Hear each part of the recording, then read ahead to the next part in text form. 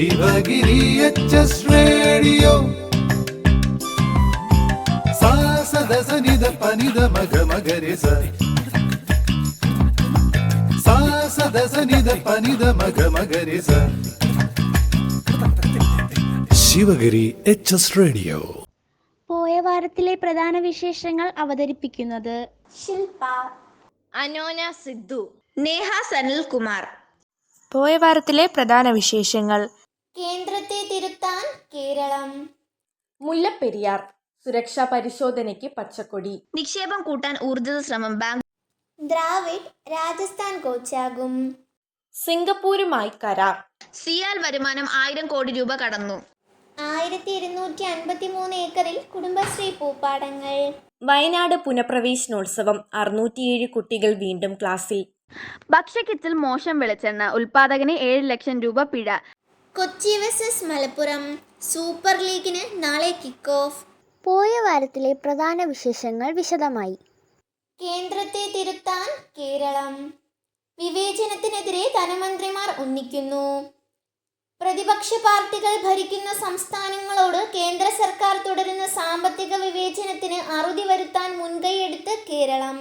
12-ന് കേരളം, തമിഴ്നാട്, കർണാടകം, തെലങ്കാന, പഞ്ചാബ് തുടങ്ങിയ സംസ്ഥാനങ്ങളിലെ ധനമന്ത്രിമാരുടെയും ഉന്നത ഉദ്യോഗസ്ഥരുടെയും കോൺക്ലേവ് സംഘടിപ്പിക്കും.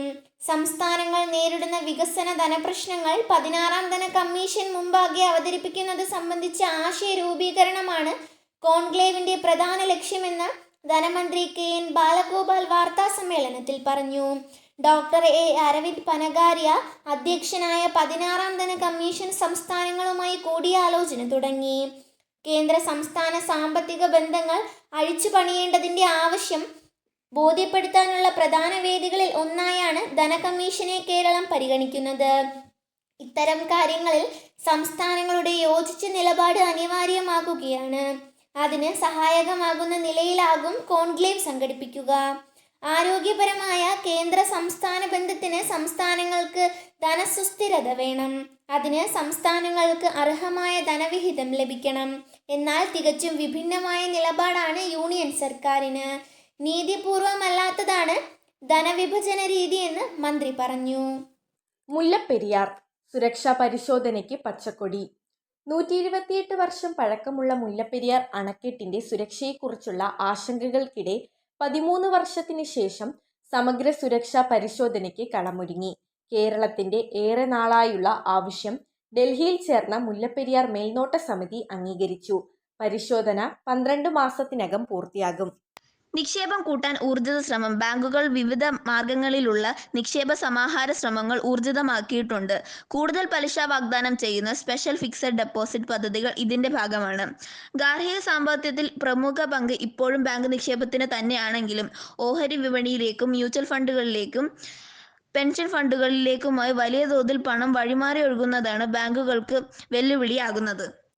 ദ്രാവിഡ് രാജസ്ഥാൻ കോച്ചാകും. IPL ടീം രാജസ്ഥാൻ റോയൽസിലേക്ക് രാഹുൽ ദ്രാവിഡ് വീണ്ടും എത്തുന്നു. പരിശീലക വേഷത്തിലാണ് ഇക്കുറി. 2020 ലോകകപ്പോടെ ഇന്ത്യൻ ടീമിന്റെ പരിശീലക സ്ഥാനം ദ്രാവിഡ് ഒഴിഞ്ഞിരുന്നു. അടുത്ത സീസണിൽ രാജസ്ഥാന്റെ പരിശീലക സ്ഥാനം ഏറ്റെടുക്കും. മലയാളി താരം സഞ്ജു സാംസണാണ് രാജസ്ഥാൻ ക്യാപ്റ്റൻ. അണ്ടർ 19 ഘട്ടം മുതൽ സഞ്ജുവുമായി നല്ല ബന്ധമാണ് ഇന്ത്യൻ ടീം മുൻ ക്യാപ്റ്റന്. 2012-ലും 2013-ലും രാജസ്ഥാന്റെ ക്യാപ്റ്റനായിരുന്നു. 2014-15 സീസണുകളിൽ ടീം ഡയറക്ടറും ഉപദേശകനുമായി. തുടർന്ന് ഡൽഹി ക്യാപ്റ്റൻസിലേക്ക് മാറി. 2019-ൽ ദേശീയ ക്രിക്കറ്റ് അക്കാദമിയുടെ ചെയർമാനാകും വരെ ഡൽഹി ടീമിലായിരുന്നു. 2021-ലാണ് ഇന്ത്യൻ ടീമിന്റെ മുഖ്യ കോച്ചായി സ്ഥാനമേറ്റെടുത്തിരുന്നത്. ദ്രാവിഡിന്റെ സംഘത്തിൽ വിക്രം റാത്തോഡും ഉണ്ടാകും. നിലവിൽ ടീം ഡയറക്ടറായ മുൻ ശ്രീലങ്കൻ താരം കുമാർ സംഗക്കാരെ റോയൽസ് ടീമിന്റെ മറ്റു ടീമുകളിൽ പ്രവർത്തിപ്പിക്കും. രാജസ്ഥാൻ ആദ്യ സീസണിൽ ജേതാക്കളായിരുന്നു. കഴിഞ്ഞ സീസണിൽ പ്ലേ ഓഫിൽ പുറത്തായി. സിംഗപ്പൂരുമായി കരാർ, ഇന്ത്യ സെമി കണ്ടക്ടർ ശക്തിയാകും. സെമി കണ്ടക്ടർ മേഖലയിൽ സിംഗപ്പൂരുമായി ചേർന്ന് ആഗോള ശക്തിയാകാൻ ഇന്ത്യ. പ്രധാനമന്ത്രി നരേന്ദ്രമോദിയുടെ സിംഗപ്പൂർ സന്ദർശനത്തിൽ ഇതുൾപ്പെടെ സുപ്രധാന കരാറുകളിൽ ഇരു രാജ്യങ്ങളും ഒപ്പിട്ടു. ലോകത്തെ ചിപ്പുകളുടെ 10%, സെമി കണ്ടക്ടർ നിർമ്മാണ ഉപകരണങ്ങളുടെ 20% നിർമ്മിക്കുന്ന സിംഗപ്പൂരുമായുള്ള കരാർ ഈ മേഖലയിൽ ഇന്ത്യയിൽ കുതിച്ചുചാട്ടം സൃഷ്ടിക്കും. സെമി കണ്ടക്ടർ ക്ലസ്റ്റർ വികസനം, സെമി കണ്ടക്ടർ രൂപകൽപ്പന, നിർമ്മാണം എന്നിവയിൽ ഇന്ത്യയുടെ ശേഷി വളർത്താൻ സഹകരിക്കും. സിംഗപ്പൂരിലെ സെമി കണ്ടക്ടർ കമ്പനികളുടെ ഇന്ത്യയിലെ നിക്ഷേപം സുഗമമാക്കും. സിയാൽ വരുമാനം 1000 കോടി രൂപ കടന്നു. കഴിഞ്ഞ സാമ്പത്തിക വർഷത്തിലെ വരുമാനം 1014 കോടി രൂപ. കൊച്ചി രാജ്യാന്തര വിമാനത്താവള കമ്പനിയുടെ വരുമാനം 1000 കോടി രൂപ കടന്നു. ഇക്കഴിഞ്ഞ മാർച്ചിൽ അവസാനിച്ച സാമ്പത്തിക വർഷത്തിൽ 1014 കോടി രൂപയാണ് കമ്പനിയുടെ മൊത്ത വരുമാനം. 412.58 കോടി രൂപ അറ്റാദായം നേടി. നികുതിക്ക് മുൻപുള്ള ലാഭം 552.37 കോടി രൂപ. 2022-23 സാമ്പത്തിക വർഷത്തിൽ കമ്പനിയുടെ വരുമാനം 770.9 കോടി രൂപയായിരുന്നു. വരുമാനത്തിലെ വർധനവ് 31.6%. 1253 ഏക്കറിൽ കുടുംബശ്രീ പൂപ്പാടങ്ങൾ. അത്തം പിറന്നതോടെ പൂക്കളമിടലും സജീവം. പതിവ് പോലെ ഇത്തവണയും പൂവിപണിയിൽ ഇടം നേടി കുടുംബശ്രീയുമുണ്ട്. ഓണവിപണി മുന്നിൽ കണ്ട് സംസ്ഥാനമൊട്ടാകെ ആരംഭിച്ച പൂക്കൃഷി വിളവെടുപ്പിന് പാകമായി. ചെണ്ടുമല്ലി, മുല്ല, താമര എന്നിവയാണ് പ്രധാന കൃഷി.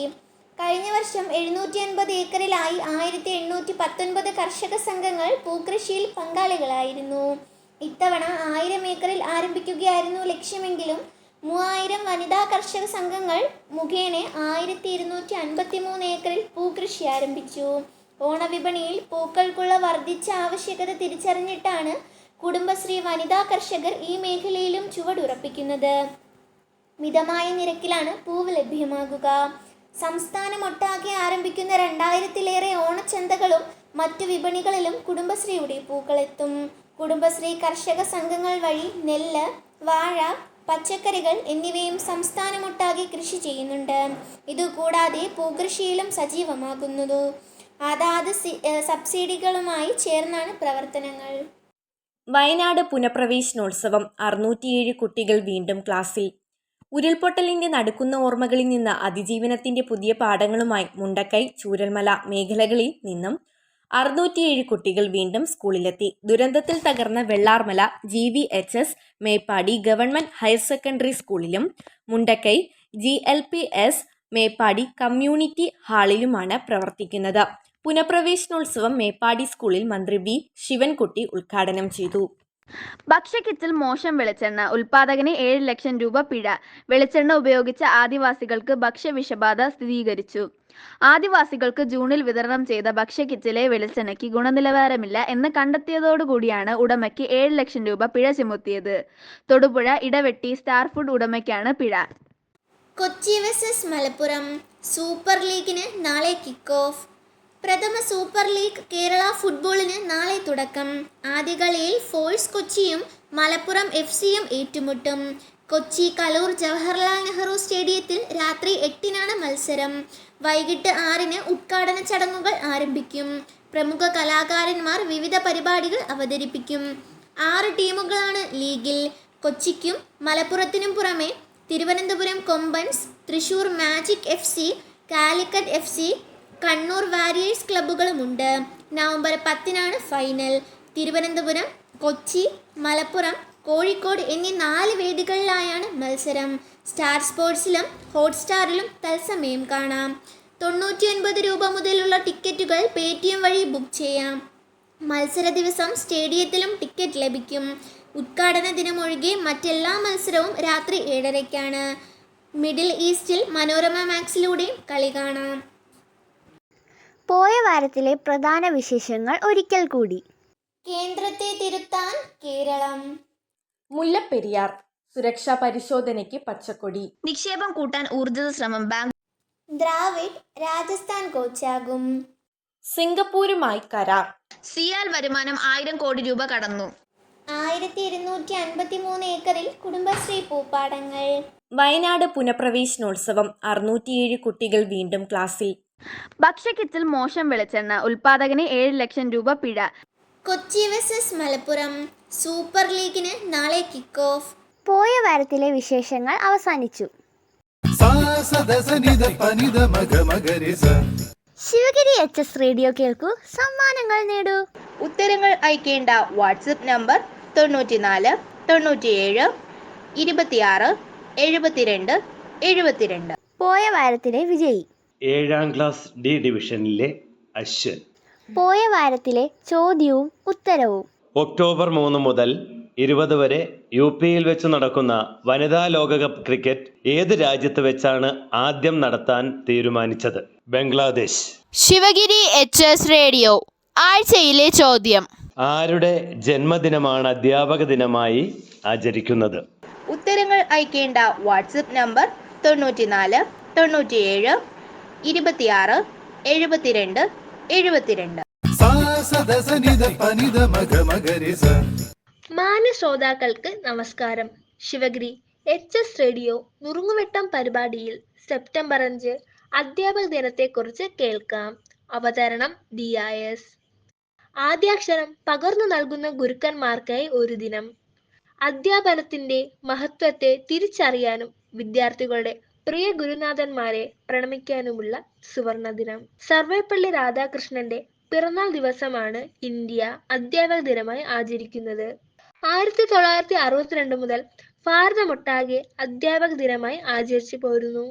പ്രശസ്തനായ എഴുത്തുകാരൻ, പക്വമതിയായ രാഷ്ട്രതന്ത്രജ്ഞൻ, ഉജ്ജ്വല വാഗ്മിനവ ഭാരതത്തിന്റെ സ്നേഹനിധിയായ രാഷ്ട്രപതി സ്വാമി വിവേകാനന്ദനെയും ടാഗോറിനെയും അനുഗമിച്ച മുനികുമാരൻ, കളങ്കമറ്റ രാജസ്നേഹി, തലമുറകളെ അക്ഷര ജ്യോതിസ് കൊണ്ട് പുണ്യം ചെയ്യിച്ച ജ്ഞാനപ്രവാഹം.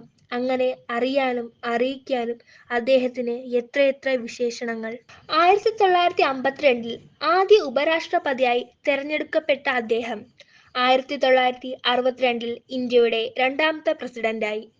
ഡോക്ടർ S രാധാകൃഷ്ണൻ ഇന്ത്യയുടെ രാഷ്ട്രപതിയായപ്പോൾ അദ്ദേഹത്തിന്റെ ശിഷ്യന്മാരും സുഹൃത്തുക്കളും അദ്ദേഹത്തെ സമീപിച്ചു. അവരുടെ പ്രിയപ്പെട്ട അധ്യാപകന്റെ ജന്മദിനമായ സെപ്റ്റംബർ 5 ഒരു ആഘോഷമാക്കി മാറ്റാൻ ആഗ്രഹിക്കുന്നുവെന്നും അതിന് അനുവദിക്കണമെന്നുമായിരുന്നു ആവശ്യം. പക്ഷേ അദ്ദേഹം സ്നേഹപൂർവ്വം നിരസിച്ചു. ഒരു വ്യക്തിയുടെ ജന്മദിനം കൊണ്ടാടുന്നതിനോട് അദ്ദേഹത്തിന് തീരെ താല്പര്യമുണ്ടായിരുന്നില്ല. പക്ഷേ അവർ വിട്ടില്ല. ഒടുവിൽ തന്നെ സമീപിച്ചവരുടെ സ്നേഹ നിർബന്ധങ്ങൾക്കൊടുവിൽ അദ്ദേഹം അവരോട് പറഞ്ഞു, നിങ്ങൾക്ക് നിർബന്ധമാണെങ്കിൽ സെപ്റ്റംബർ 5 എൻ്റെ ജന്മദിനമായി ആഘോഷിക്കുന്നതിന് പകരം അധ്യാപക ദിനം എന്ന പേരിൽ മുഴുവൻ അധ്യാപകർക്കും വേണ്ടി ആഘോഷിച്ചുകൂടെ? തൻ്റെ ജന്മദിനം തനിക്ക് വേണ്ടി ആഘോഷിക്കുന്നതിന് പകരം രാജ്യത്തെ ഓരോ അധ്യാപകർക്കും വേണ്ടി നീക്കിവെക്കണമെന്ന മനസ്സ് അദ്ദേഹം കാണിച്ചു. ഇല്ലായിരുന്നുവെങ്കിൽ ഇന്ന് ഒരുപക്ഷെ അധ്യാപകർക്ക് വേണ്ടി ഒരു ദിവസം ഉണ്ടായിരിക്കുമായിരുന്നില്ല. സിലബസിൽ മാത്രം ഒതുങ്ങുന്നതല്ല അധ്യാപനം. ആഴമേറിയ അറിവും വിശാല ദർശനവും അതിന് ആവശ്യമാണ്. അധ്യാപകർ സദാ പ്രകാശിച്ചു കൊണ്ടിരിക്കുന്ന വിളക്കായിരിക്കണം. കഠിനാധ്വാനിയും വിശാല മനസ്കനും ആയിരിക്കണം. അധ്യാപകൻ കെട്ടിനിൽക്കുന്ന ജലാശയത്തിനു പകരം ഒഴുകുന്ന ഒരു അരുവിയാകണം. ഇതായിരുന്നു അധ്യാപനത്തോടുള്ള ഡോക്ടർ രാധാകൃഷ്ണന്റെ കാഴ്ചപ്പാട്. ഈ ആഴ്ചത്തെ വിശേഷങ്ങൾ ഇവിടെ അവസാനിക്കുന്നു. പുതിയ വിശേഷങ്ങളുമായി നമുക്ക് വീണ്ടും കേൾക്കാം. Sivagiri HS radio.